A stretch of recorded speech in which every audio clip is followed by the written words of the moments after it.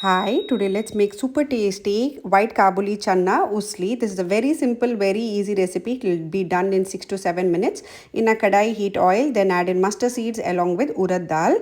When the mustard seed starts spluttering and the urad dal turns slightly brown, that is the time you need to add in curry leaves and let it splutter and become crispy. That is the time you need to add in this our white chickpea.